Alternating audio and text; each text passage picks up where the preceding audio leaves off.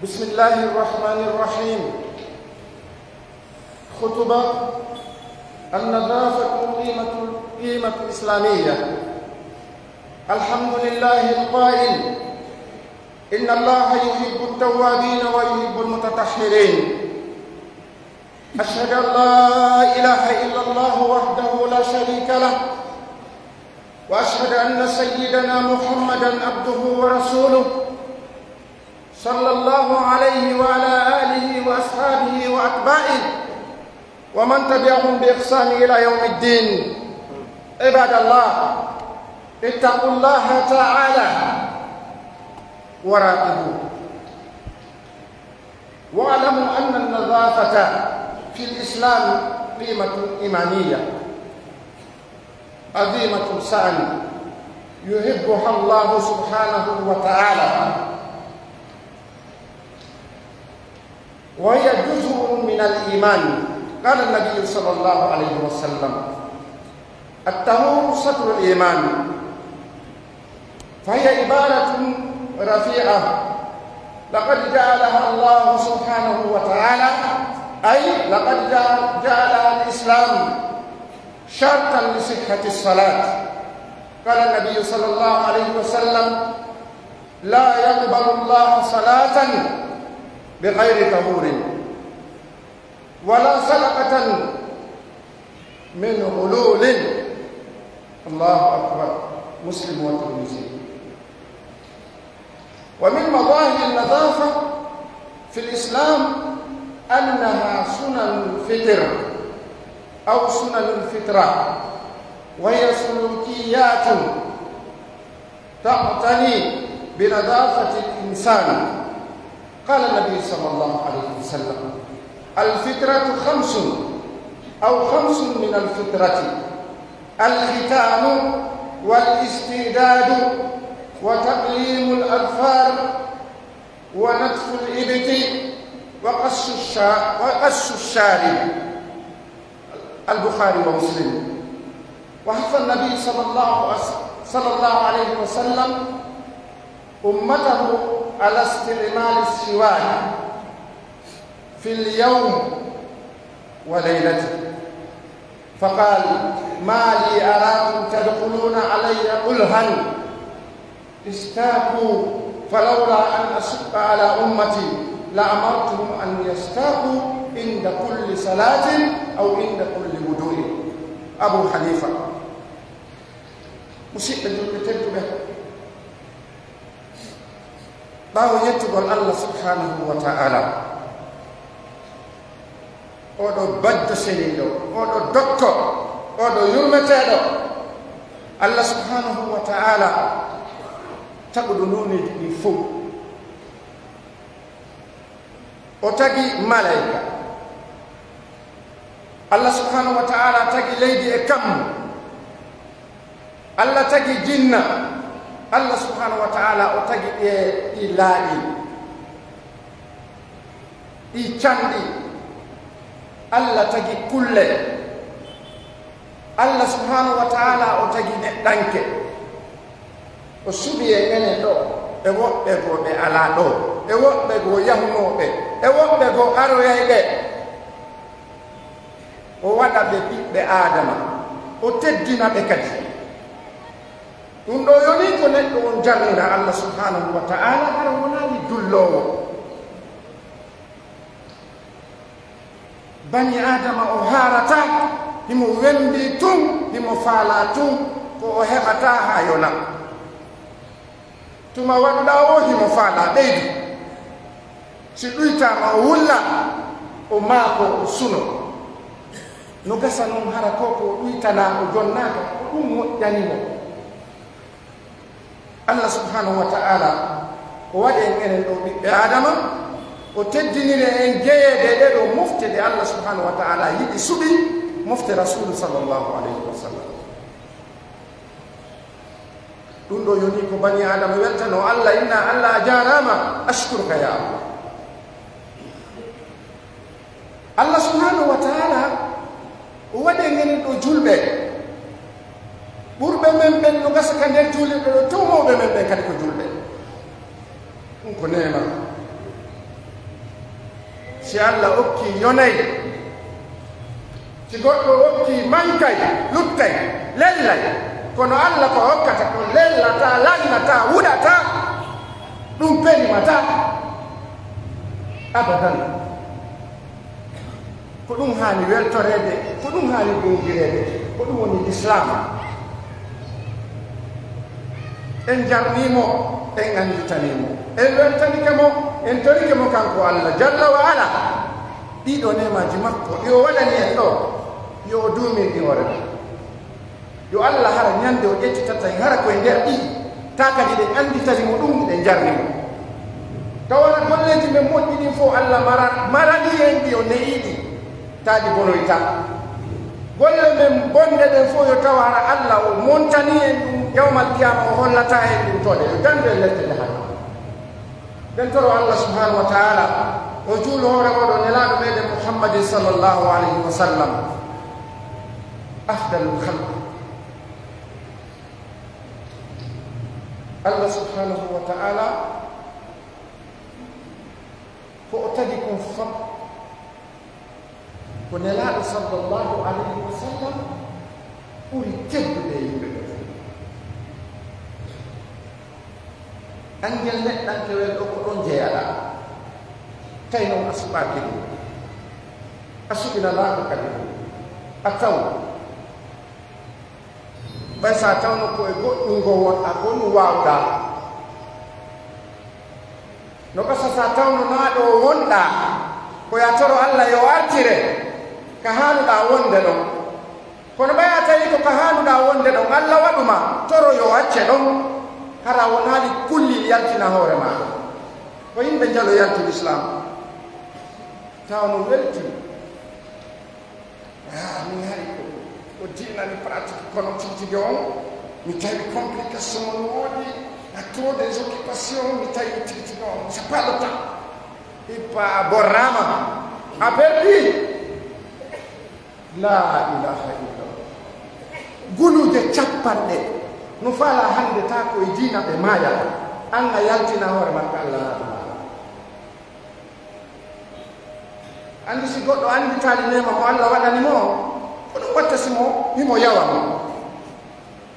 en torki Allah subhanahu wa ta'ala o do rasul sallallahu alaihi wasallam mo Allah neni o yottini nelangal uytani o beydani o laban irreedu yo Allah yobumo kanko e beynure makko nden ɓeɗo tambitinoɓe mo fewndo tawi on sey sa woli fi l'islam ko ɗa nden taƴete kono ɓeyni nelaɗo ɓe wondi nani ko watta o yo waɗu ko ɗon hani jokkede ka ko ɗum woni laawol e sahabaɓe makko ɓen ɓe ɓuray siyankoɓe wi so yiltaki ɓawo oɗo feetuɗo min waray on fof min jatta jawle mon ɗen min jatta rewɓe mon ɗen min soka ɓiɓɓe mon ɗen hande kadi jawle mon ɗen fof min confisque on perdi wonto miskinaɓe ɓen min jaɓi ɗum ɗon no ɓurani min wondugol e mon par ce que o wondi koye mum ko ɗum woni gonga kono ɓe tampuno ka kono ɓe jaɓi ɗum fi maɓɓe wolete ha yawmal qiyama par ce que tawi koɓe jokki kon no laaɓi ka tawi ko ɓe jokki kon ɓe jokkirani fiyo goɗɗo mantuɓe tawi ko fiyo Allah yoɓuɓe enen ɗo fof hombo andi Umar ibn al-Khattab hombo andi Ali ibn Abi Talib Abubakr Siddiq man ya'rifuhu Usman ibn Affan dépense ɗo Allah yini nelaɗo oɗo yoni hande kadi o watta ko maccitama la ilaha illallah baña sifa ma golla ha Allah inna yoni rasul o teddi ta ko on yennete bimbi jemma ñalore kiɗɗiɗe Allah no munni en torki Allah subhanahu wa ta'ala yo tabinti en enen ɗo ka dina Allah ka o halfini rasulu sallallahu alaihi wasallam waɗen kadi no o waɗiri noon musidɓe geren ɗaɓɓiten ko hon woni diina laaɓuka kan pos ko honno nelaɗo waɗiri ko Allah yamirimo kon haray golliraɗi diina kam bele ɗe e faale gollire ɗum no hani gollirede noon wallahi si goɗɗo mooɓiɗo ko mooɓi o yahi yawmal qiyama tawi nano nelaɗo waɗiri noon haray ko haba andu mansura hara wuuri mere musidɓe julɓe tedduɓe hutuba men on no yewtude on fii laaɓal Allah subhanahu wa ta'ala o daali himo yiɗi tuuboɓe rutto ɓen Allah subhanahu wa ta'ala wi nelaɗo wiw jiyaɓe ɓen wonɓe ɓen ɓe wari ɓe barmini ɓe lorri ɓe letti ɓe soki ɓe falama artude wi yo ɓe tuubuɓe rutto qul ya ibadi alladina asrafu ala anfusihim ay ko hoore maɓɓe tigi wona yewtede fi kaɓe fantini ɓe bonni e toñugol hoore maɓɓe Allah wi la taqnatu min rahmatillah inna allaha yaghfiru dhunuba jami'an innahu huwal ghafurur rahim kono ɗum marɗa kadi ɗaɓɓugol goɗɗum ɗo ko Allah woni yewtude ɓayna goɗɗo woni wolde Quran kalamullah Allah wi fantimɓe ɓen innuɓe yo ɓe tuubuɓe rutto taɓe taƴo Allah subhanahu wa taala o wi mo yiɗi laɓɓintinotoɓe ɓen Allah mo yiɗi laɓɓintinotoɓe ɓen ɓe laɓɓina wonki maɓɓe kin ɓe laɓɓina ɓerɗe maɓɓe ɗen ɓe laɓɓina ɓalli maɓɓe ɗin ɓe laɓɓina nokkureji maɓɓe ɗin ɓe laɓɓina ka ɓe gollata ɗon ɓe laɓɓina gollidal maɓɓe ngal e gollodal maɓɓe ngal e ja neɗɗo on fi makko on fof koyo laaɓi fiyo wuru jam sina hono perduɗo hulen Allah subhanahu wa ta'ala ande Allah no renti en koye reno e Allah ande ni ɗe rentodiri si tawi ɗe gandi Allah enen en sutaki Allah koye gandu Allah ho suti musidɓe julɓe tedduɓe ko innete ko laaɓal ɗum ɗo ko hunde marde daraja marde valeur marde iman yani marde valeur ka iman neɗɗo valeur kadi mawnuɗo Allah subhanahu wa ta'ala o yiɗi ɗum ɗo ngal laaɓal ɗo ɓe wi laaɓal ngal ko ay jusum ko feccere e nder iman on ay ja iman on no yaaji ɓe wi nokkugo yani laaɓal ngal ko feccere iman si iman on fof moɓidirama laaɓal ngal ette feccere ɓe wi laaɓal ngal ko dewal mawnungal ƴellitingal l'islam waɗi wonde manna sarti e julde ɗen sellu ko laaɓal ngal nelaɗo sallllahu alih w sallam ɓe maki Allah subhanahu wa ta'ala jaɓata julde goɗɗo mo laaɓa Allah jaɓata julde goɗɗo so o laaɓa ja goɗɗo artaka julde ɗo mo ari julgol fana ma alansara ma futuro ma geeƴe ma subaha tawa o salligaki goɗɗo konko salligoto ko laaɓuɗo ay ja laaɓal ngal ɗon woodi laaɓe ɗiɗi laaɓugol e laaɓal janaba e laaɓugol e laaɓal salligi ja goɗɗo sino wonde e janaba ja salligi on tu yonata kono janaba on wonta salligi ɓay goɗɗo no lootanoɗon ngal janaba ɗum ɗon yonamo ko juulira kono goɗɗo wondata e janaba o salligo o lootaki janaba on ta ɗum ɗo yonimo ay ja ko yo o laaɓu e janaba on après o laaɓa kadi salligi Allah jaɓata julde neɗɗo mo laaɓa joni en anndi laaɓe ɗen koɗe jeli neɗɗo wa yahowo hajju on ja so yahi ka suudu kaaba ja o naatata toon ja o juulata si tawi woni o laaɓa si tawi woni o salligaki ko rewɓe jeɗoyaadeten ɗo hajju sen hewti madinatul munawwar ta ɓe naatata par ce que ɓe laaɓa kono ɓe yittaka ka fiyonu par ce que ɓe julɓe si yahama makka ta ɓe laaɓa ɓe naatata ɓe waɗe golleji ɗin fof kono ka juulirde Allah on ɓe naatata ay ɓe juulata ndaare ja goɗɗo si o laaɓa so o salligaki so wonda e longal mana o laaɓa e janaba ja o wata juulude ɓe wi goɗɗo ittata sadaka e ko wujja e ko jatta ja si a jatti a itti sadaka ko ɓe hokkuɗa ɓen naftorto kono an nafatama sadaka walla ko ittante ko fiyo waɗi on no ko fiyo nafa ɓaytay ɗon no tiiɗi Allah addi aya inni ko annabaɓe woni fewtude wa ma kana linnabiyi an yahlul wa man yahlul yati bima halla yawma alqiyama hanana annabaɓe ɓe yoɓe janfo si annabaɓe halanama ɗum enen kono watten ko dogugol ha paɗe ɗen taƴa ka annabaɓe Allah ɓen ɓe Allah andi ɓen ɓe waɗata ko gon ko ɓen inna si ɓe janfike yawmal qiyama ɓe adday sumbatu waffa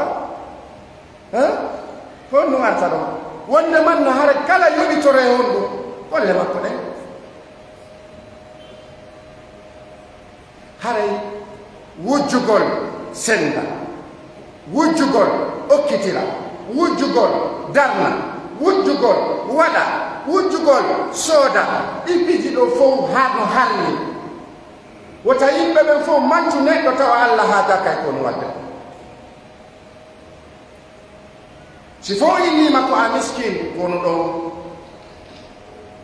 kaari waɗi duɓi 50 konaaki hani o mara hay chambre mum hani ko loosu makko hay ɗum o ronki ko yoɓa wonu ɗon kaari ari ɗo o waɗa lo lebbi ɗi o darni étage ji 10 siɗɗo wallahi si a mooɗi aduna on fof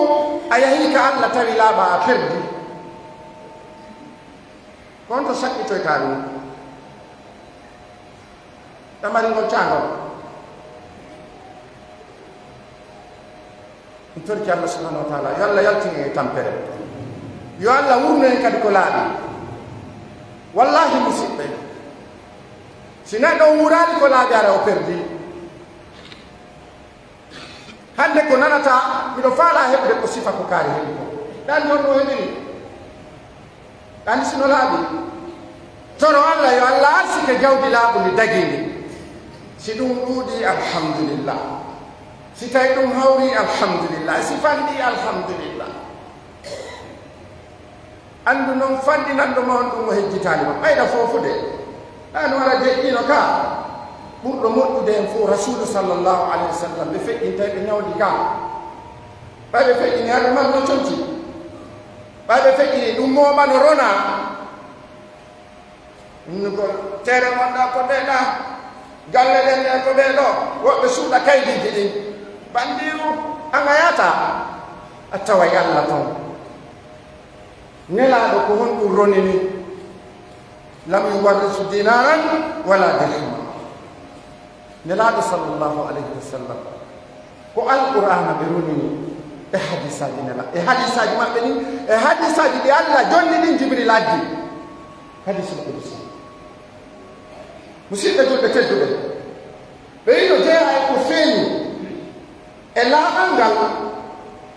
sunnaji ɗi Allah tagiri ɗin neɗɗo o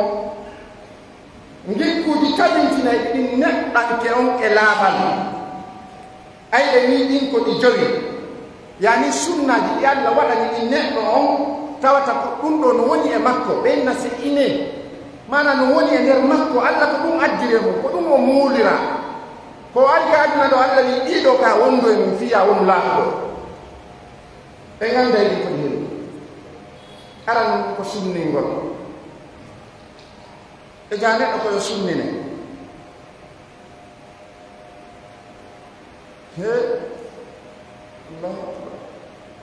neɗɗo koyo sunnine o teddine ka men ɓenna teddinama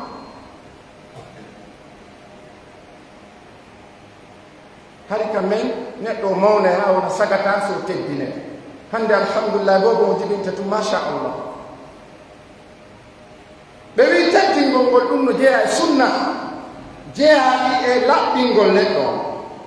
no jeeya e muɗum femmugol hakkunde koyɗe on tigi ɗen ka ley laɓordi e ja julɗo hana accude ley laɓordi makko ndi yani yalta konko yaltata ɗon ko anduɗen kon ɗum yalta ɗum ha ɗuuɗa hay fi hanana julɗo yi'ugol julɗo ɗimmo makko awra makko awa hananama an kadi ya accu ɗum ɗon on sukundu ɗon yalta ɗon ɗuuɗa ɗon ha wawa burure sunna o wi ko ya ittu ko ya femmu no jeeya e muɗum ittugol peɗali men ɗin julɗo on yontere ɓe yo ittu peɗali makko ɗum kayɗa woɗɗo ɓe ƴakka ɓe ɗiiju ɓe ƴakka tum Allah welnanino e ɗaddanino itti ɗum peɗa yontere ɓe ko yontiri ittu no jeeya e ɗum ittugol ley ñalti yani leydi wonde ɗin ka ley ñalti on tigi ko sunna o wi wonde malla ko yon tigi ɓuttu yani on tigi o peɗo ɗum won le wonde malla ɗuɗa ka kono sa nangiɗo leeɓol bani adama ɗo hande a inni a pooɗay ɗum ɗo on dogay ɗo ha yalton konaa ɓen si a wawata ko ya fembu no jeeya e muɗum ittugol ɗi sunsunkoji ɗo hande yimɓe ɓe wattitino sunna nelaɗo waɗino sunnaji maɓɓe ɗin ɓe femba waara nden ɓe atta sunsunkoji ɗi haaɗi juutata sa heyi ɗum no yara ndiya sikkay ko sulmeru woni yalla nelaɗo wiya ko ɗum ɓe tewo e pas ɓe tewoto woni ɓe itta waare nden ha laaɓa ɓe acca sunsunkoji ɗin ta ko ɗi yarata ndiyan ɗo e ndiyan ɗo ɓe ɓannude ñamete ko ɗum ñamata taw wallahi ɗum ɗo wona sunna wallahi na golle nelaɗo ɓe maki acce waare mon nde yadda fembo sunsunkoji mon Allah waɗama neɗɗanke watta hoore ma kulli hara ɗiɗo piiji joyi koye watta yiili so jetti ka sonnaɓe sonnajo on no haali tuma o yiiƴam makko ɗan o lanni o fembo woodi sonnaɓe jonte ɗiɗi ara ɓe yiiƴam no woodi woɓɓe balɗe noga e jeetati ɓe yi'i no woodi woɓɓe balɗe capantati ko ɓuri ɗon kon ko sonnaɓe ɓe yiyataɓe hande kadi yiiƴam an gorko on a andi déjà ko honno hanuɗa wadde peɗaɗi ma ɗi itta yontere hoore ma nden femboɗa yontere ley ñalki ma ɗi jonte ɗiɗi ma ɗum lewru si ɗuuɗi ha ley laɓorɗi ndin lewru si ɗuuɗi ha fiya wonu laaɓuɗo ara wonali luuɓuɗo no woodi woɓɓe si ɓe ari e ma jooɗota ko sago makko nde foto nelaɗo sallallah alih w sallam ɓe yinni si ɗon on andi on ñaami piiji gono toon ma ɗum on laaɓa tan warta juulirɗe lorron dama ndaare laaɓa ndaare l'islam koni ekkitata bani adama iɗen andi si woɓɓe naati ɗo en fo en mapototoyego en fo en wuddekine men ɗen donc l'islam o wonni pinal ko woni pinal ko l'islam nelaɗo sallallah alih w sallam ɓeyi ko fiu ɗum aro ton ka an ko ɗum aran ton ka an naaton hoore an ñiiƴe mon no wojji hunduko mon no luuɓa joni ko nelaɗo woni wonde woɓɓe gosori kadi o lebbi ɗiɗi woɓɓe annda to waɗe koynete brosse gasisi brosse ala kono malangaji ɗi no woodi ka leɗɗe ɗen woɓɓe wona leɗɗe gosorto woni sunna ko woɓɓe wona brosse woɓɓe wona paaki weeti tumbi mbi waɗi ndiyam fof fof hay ki yahi no gasa son wattani yiɗi sifa ɓen si hawrodiri ko worɓe ara ɓe seedama e rewɓe buygoy par ce que rewɓe jaɓata on tuundi ɗon debbo ka yo Allah dandumo tawde ara ko moodi makko ekkitata mo laaɓal sonnajo e wonu mo laaɓi ɓuri moodi makko taw wonu ara moodi ko on no laaɓi ɓuri sonnajo on si hawrodiri noon worɓe ɓen ɗiɗo gorko on e sonnajo on no laaɓi ara ko machallah si hawrodiri tawi sonnajo on e gorko on ɓe fof ɓe tuuni on yahay ka maɓɓe so yeyi ka maɓɓe on jooɗoto so jooɗi ka on ñaamay ɓen nasi min hewti min so ari ɗo on ñaamata min ñaamata ñaama on laaɓa ndaare si suuma e waɗi ɗo no woodi paaniide hootayde ara yimɓe ɓen no weela ka debbo mona no woodi mum ɓenamo tuma ko e worɓe ɗo kamɓe tum fewtota e paani on ɓe ɓeygu maɓɓe par ce que andi sana ɓe waalata ko ɓawma alors que ɓeyde faaki yimɓe ɓen no andirma salteyagal ɓe ñaamata hay sonnajo on koyo laaɓu bani adama on koyo laaɓu si ɗum no waɗi inchallahu taala allah jaɓana e nder men nelaɗo sallllahu alayhi wa sallam ɓe maaki honɗum ɓe maaki koyon goso ɓe maaki sinano fi tampingol mofte maɓɓe ɗen ɓe yamirayno kala julde yen goso kala salligi yen goso ko ɗum ɗo woni sunna on wa aqulu qawli hada wastaghfirullaha li wa lakum fastaghfiruhu innahu huwa alghafuru rahim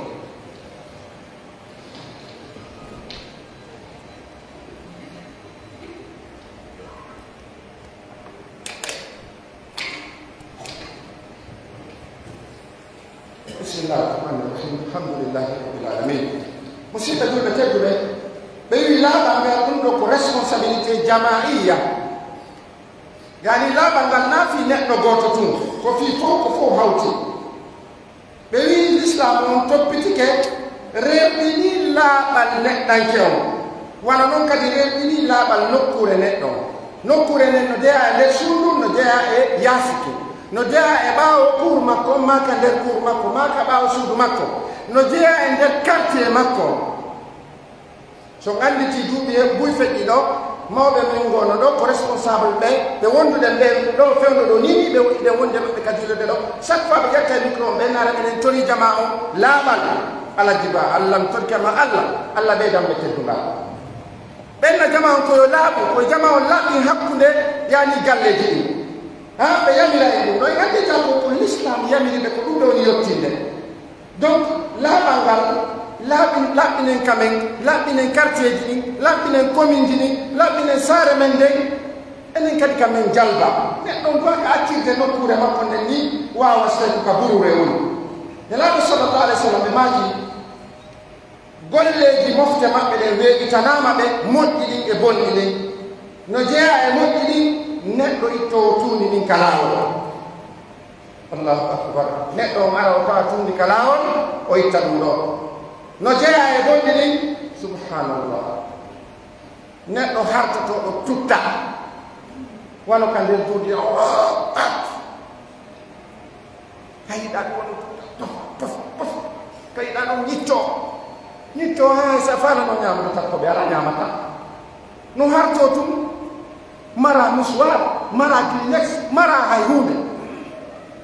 laɓɓata kadi andugol takko ɓe yimɓe ɓe woni ɗo est ce que ko ɗon o dowa wadde ɗum ɓe maki so tawi on tigi waɗa ɗum koyo waɗo o ira ndare l'islam ko ekkitata en musidɓe julɓe tedduɓe en haɗama bugagol ñoogeji ɗin yani ka laawi l'islam yamiri en bugagol ñoogeji ɗin ka laawi e ka nokkureji fotteteɗi nelaɗo sallallahu alih w sallam ɓe maki rente e halkay ɗi tati jenteɗoɓe halkay ɗi tati huɗay ɗi tati aran ɗum neɗɗo yaha o yalta ka ƴogete kañum wiyete tundinmbi ndaara e tumbi ndaara nano ndaara nano yiyaani goɗɗo yaa joɗɗina ɗon a ñaami haa haali janma baba si weeti yewɗa ɓahurgo ka ndaara ɓay subaka mum ɗum no ñiɓɓiti yaa joɗɗina ka yimɓe ɓe gollata ɓe maaki yawgol ka yimɓe ɓe jogata ɗon imma ko e caangol ma ko e forage ma ko e colonne yaa yaltina ɓaawo hoggo on ɗon ay ɓe maaki huɗay ɗi tati si goɗo ari ɗon comme winata ndaari halkaɗo ko waɗi ndaari huɗaɗo allah itti ɓarki e o sikku ɗon ko ko yimɓe ɓe innata allah halki allah huɗi allah bonni he musidɓe ɗum jaɓotogoy bani adama to ɗaɓɓu huɗede no woɗi yimɓe ɗo kuddi lannino laatino ande kadi ala déjà ka kuddinaka par ce que ande kadi place ala kono ɗum no dogina ɗo otoje labaɗe no ƴawana leyɗowdi ndi ayiyay ɗo ley leggal ka tata yimɓe ɓe garay ɗo o yaha tunnina ɗum ɗon ha naɓe maki ɗum ɗo neɗɗo wona e huɗaɗo par ce que yimɓe ɓe huɗayno musidɓe julɓe tedduɓe l'islam o relɗini laaɓal ngal l'islam o relɗini surtout yani accuɗo hada ani muslimin o wi mi ittay ngal ɗo leggal fi yimɓe ɓen la yudihim fa adkhulal jannata womi ittana ɓe yimɓe ngal ɗo leggal fiyota ɓe tampu fiyomi naatu aljanna o waɗi ɗum allah subhanahu wa taala waɗi mo jeeyeteɓe naatoɓe aljanna musidɓe julɓe tedduɓe haray koye ekkutu neyiren ɓiɓɓe men ɓen koynete ko laaɓal ɓiɓɓe jiwɓe ɓen ɓe heeɓi duuɓi 13 duuɓi 14 eɗi ɗin fuɗɗi yaltude koyo kañum nenejo yo andu est ce que oɗo bobo jiyo hewtali ka ƴiƴam makko ɗam fuɗɗo yaltude haranayo yaw ka l'école o yiyaɗi ɗum ha hande ɗum yalta toon ƴiƴam ɗam yalta ɗum ɗo hollali wonde oɗono mari mawɗo e to a ekkutude ɓiɓɓe ma jiwɓe ɓen andinaɓe si yewti a andi ɗon fewndike andinaɓe yoɓe prépare fiɗi ɗo pi yewtida e maɓɓe hara suuɗali ɓe ɓiɓɓe worɓe ɓen andinaɓe wonde manda ley ñalki ɗin koko fembete ley laɓoɗi ɗin koko fembete peɗali ɗin koko ittete on tigi koyo goso on tigi hara wona yo ñaamu ha o fokkita walade hara o gosaki ndaari l'islam ko ekkitata yimɓe ɓe ɓe maki ɗum ɗo ko gikkuji ɗowaɗi feeñude hara ɗum nonayo suuɗe no jeeya e muɗum hulɗugol ɓiɓɓe ɓe ko ɓuri hulɓinade ko e angal laaɓal ngal no jeeya muɗi relɗingol ɓe e feragol ñoogeji ɗin ka kawtal illa man sa ɓe tedduɓe ko ɗum woni hutuba men on hanino yen watta yi no watte ay mum ila imana fose dini atten wadi gol nyoge mum so yi ndiya no wala inondation no wala parce que fose dini no bloqué de si fose dini bloqué ma ndiya asida ngati na ni be yatta donc haray ko yon yimɓe laaɓuɓe ko yon yimɓe yamirayɓe ko laaɓi hara